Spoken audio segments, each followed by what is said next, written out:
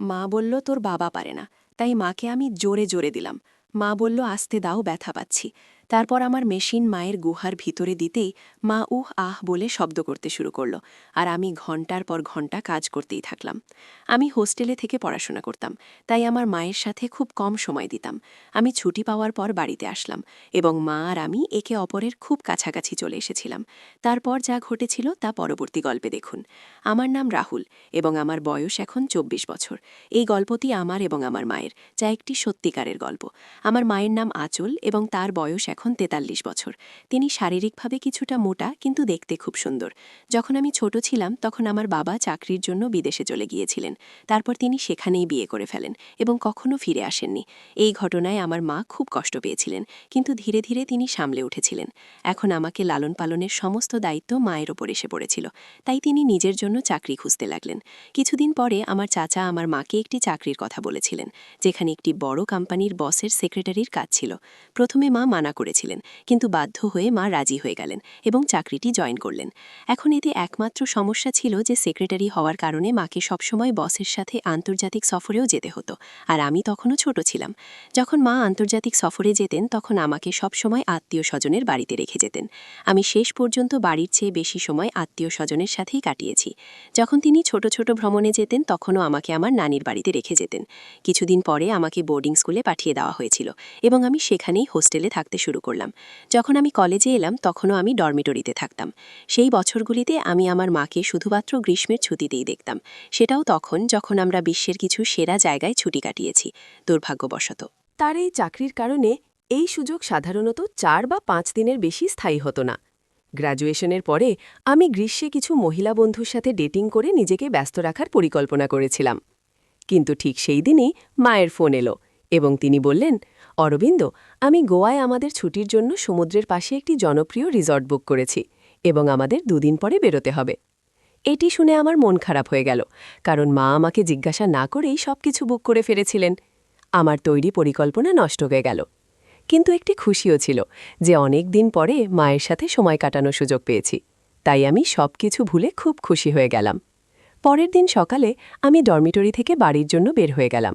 যখন আমি বাড়ি পৌঁছলাম তখন মাও বাড়ি এসে গিয়েছিলেন। বাড়ি যেতেই মা আমাকে জড়িয়ে ধরে বললেন, কেমন আছে আমার ছেলে? আমি বললাম, ভালো আছি মা, শুধু তোমার খুব মনে পড়ে। তখন মা বললেন, বেটা, সেই জন্যেই তো তোমার সাথে ছুটিতে যাওয়ার পরিকল্পনা করেছি, যাতে আমরা দুজনেই একসাথে সময় কাটাতে পারি। তারপর আমরা দুজনেই খাবার খেলাম এবং মা বললেন, অরবিন্দ, তোমার প্যাকিং করে নাও, আমাদের কাল সকালে বেরোতে হবে। আমি বললাম, ঠিক আছে মা, এবং আমি আমার রুমে গিয়ে প্যাকিং করে শুয়ে পড়লাম।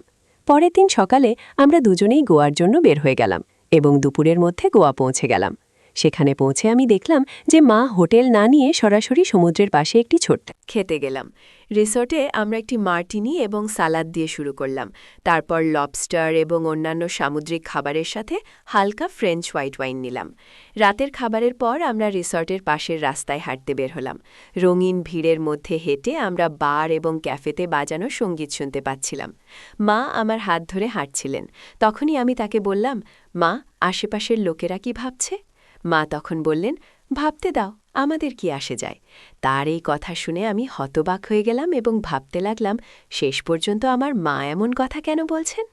যখন আমরা বাড়ি পৌঁছলাম তখন আমরা সমুদ্রের ওপর সূর্যাস্ত উপভোগ করতে ছাদে বসলাম। মা তার ব্যাগ থেকে একটি শ্যাম্পেনের বোতল বের করলেন এবং আমাকে খুলতে বললেন। তারপর তিনি পাতলা শ্যাম্পেন গ্লাসে শ্যাম্পেন ঢেলে আমাকে দিলেন। তিনি আমার পাশে বসলেন এবং তার গ্লাস থেকে আমাকে পান করাতে লাগলেন এবং বললেন, আমার ছেলে কত বড় হয়ে গেছে। তারপর তিনি আমাকে মাথা থেকে পা পর্যন্ত এক ভিন্ন দৃষ্টিতে দেখছিলেন। কিছুক্ষণ পর আমরা বাড়ির ভিতরে চলে এলাম। ভিতরে এসে মা একটি হালকা নীল রঙের গাউন পরলেন এবং আমরা বসে শ্যাম্পেনের সাথে কথা বলতে লাগলেন। তিনি তার পা আমার দিকের চেয়ারে রাখলেন। এটা দেখে আমি বুঝতে পারছিলাম না যে মা এসব কেন করছেন। প্রথমে আমি কিছুটা ঘাবড়ে গিয়েছিলাম, কিন্তু কিছুটা শ্যাম্পেন খাওয়ার পর আমি সাহস করে তার দিকে তাকালাম। তখন আমি দেখলাম যে তার মুখে আজ এক ভিন্ন অভিব্যক্তি ফুটে উঠেছে। আমার এভাবে তাকানো তাকে মোটেই বিরক্ত করছিল না। তিনি হাসতে হাসতে জিজ্ঞাসা করলেন, বেটা, আমি কি তোমার ভালো লাগে? আমি বললাম, হ্যাঁ মা, খুব। কিছুক্ষণ পর আমরা দুজনেই বেডরুমে চলে এলাম, যেখানে আমি আমার মায়ের অনুরোধে কিছু সুগন্ধি মোমবাতি জ্বালালাম। আমাদের বেডরুমে ধীরে ধীরে ইংরেজি সঙ্গীত বাজছিল। আমরা কিছুটা মাতালো হয়ে গিয়েছিলাম, কারণ আমরা বেশ কিছু শ্যাম্পেন খেয়েছিলাম। আমরা বিছানায় শুয়েছিলাম, তখন মা বললেন, আজ আমি অনেক রোদে গিয়েছি, তুমি কি আমার পিঠে লোশন লাগিয়ে দেবে?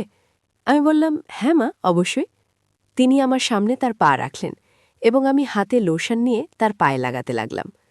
তখন তিনি কোনো দ্বিধা ছাড়াই আমাকে জিজ্ঞাসা করলেন, বেটা, বলো তো, আমার সম্পর্কে তোমার কি মত? আমার মুখ থেকে হঠাৎ বেরিয়ে এলো, অসাধারণ। তখন মা আমার দিকে তাকিয়ে বললেন, বেটা, আমি এতদিন তোমাকে নিজের থেকে দূরে রেখেছি, এ ব্যাপারে জিজ্ঞাসা করছি। তুমি কি মনে করো আমি কেমন মা? তখন হঠাৎ আমার মনে হল যে আমরা আমাদের জীবনে এত কম সময়ে একসাথে কাটিয়েছি। ছোটবেলা থেকে মায়ের কথা মনে করার সমস্ত অনুভূতি আমার স্মৃতিতে ভেসে উঠল। আমার চোখ থেকে অশ্রুর ধারা বয়ে গেল।